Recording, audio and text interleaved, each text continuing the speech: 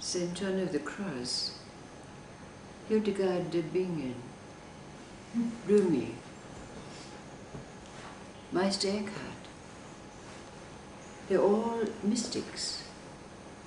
And when we read their writings and their poetry, our perception of what a mystic is elevated, saintly, holy, mysterious, unattainable.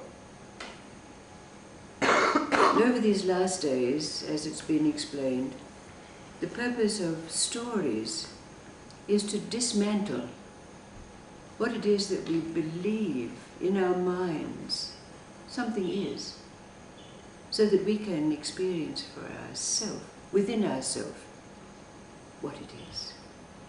The teacher, the master, the mystic. And to that end, there was a story told the other day that's important because it asks a question. Now, it was said there were not going to be any questions asked, but you know how it is. There's a question. And this is with the purpose of allowing the mind to let go of this elevated perception of what a mystic is, so that we can claim, experience, and manifest, express the mystic in ourselves. There was a very great rabbi. You could even call him a mystic because he had privy to all the dimensions of existence. One day he was praying in the synagogue when an angel came down and whispered in his ear, "There is a man whose prayers rise up to the very highest heavens."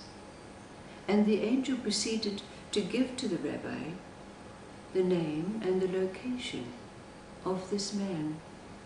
So as soon as the prayers were over and the service in the synagogue was completed, the rabbi went out, hitched up his wagon, and set out to find the village in which this man lived.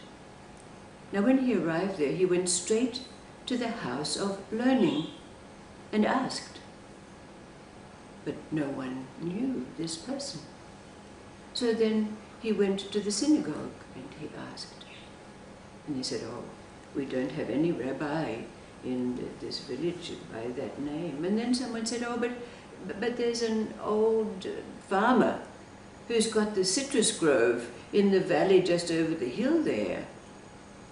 That's his name." So immediately the rabbi set out to find this house. When he got there, it was just a little hut. But he knocked on the door, and when the old farmer answered and invited him in, the rabbi got straight down to business. He said, "I want to know the secret of your prayer." The farmer said, "I'm an illiterate man. I don't even know how to read and write. I only know the alphabet from A to Z."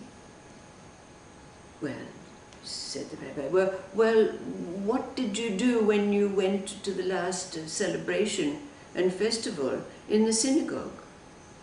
And the old man said, "Well, when I went in and I saw everyone praying so fervently, I was so ashamed. I was so ashamed that I wept. And I said to God, 'Please, I only know the ABC.' And I proceeded to say the ABC, but I said to God, 'Please take these letters and form them into prayers as sweet as orange blossom, because that's the sweetest thing I know.'"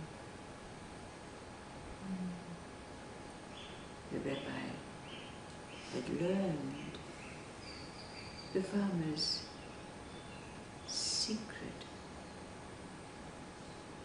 So the question that's asked of us is, What is this secret?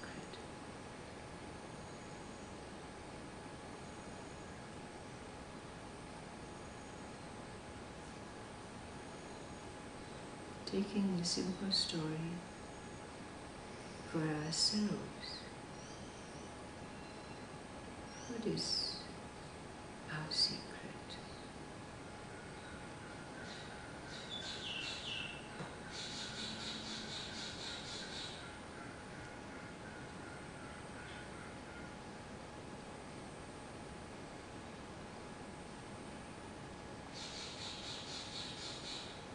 Take these letters and form them into prayers, the sweetest orange bliss. For that's the sweetest thing I know.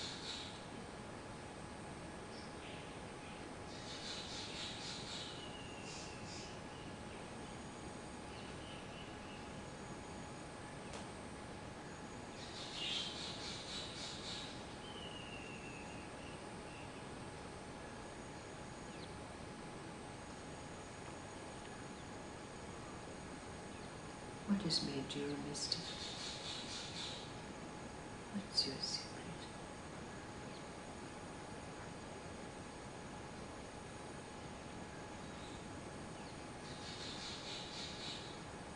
Maybe that you don't need to be learned and studied and to bring out what's in your heart. You just have to dig deep in the sweetness and love and let it out. Absolutely. I think if anything, all the learning and the structured prayers can get in the way of the connection with God. It's just totally hard. They do indeed. It just becomes a habit rather than a heartfelt thing.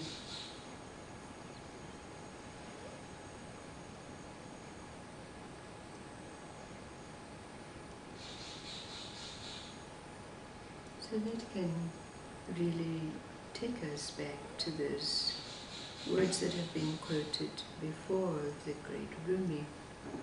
The ground of unknowing, where the rose always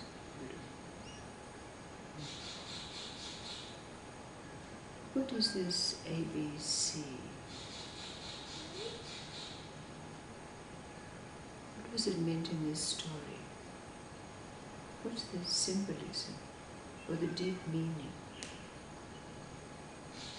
of saying, take this ABC? What is this ABC that we have? Just as you explained, isn't it? It rises up spontaneously, just like the answers that are there. Or if words are needed to give comfort, solace to anyone who's standing in front of us.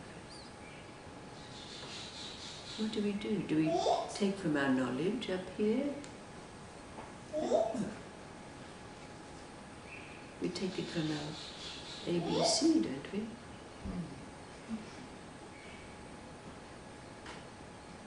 What's our secret? What's our secret? Come on, out with it. It's a language of the heart, really, what she said. He knows. He knows. Yes. Because he hasn't unknown yet. And the love for real truth. Yes. Yes. Right. What's Angie? She's got lava.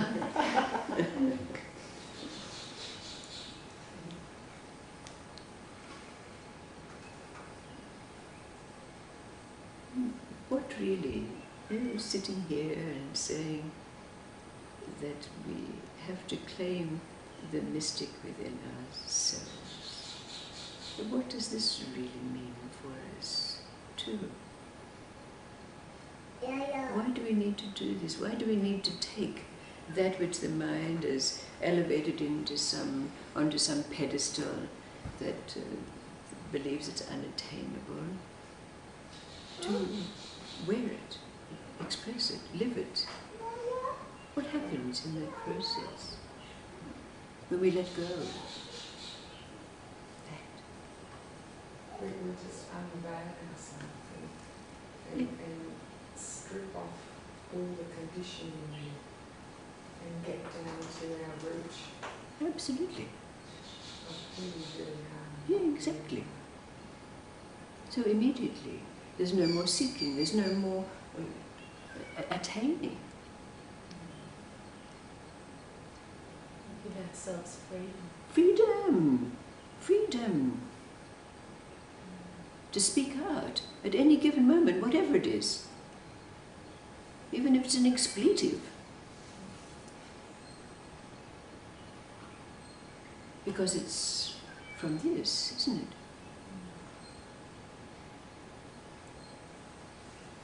So it's not to pull down these mystics from their pedestals, the elevations and the recognitions of saintliness and holiness, mystery and wonder. But we live it. We're in awe of what comes out of our mouths, then. Made out of that ABC. What is that ABC? What is it about you? And you and you and you and you.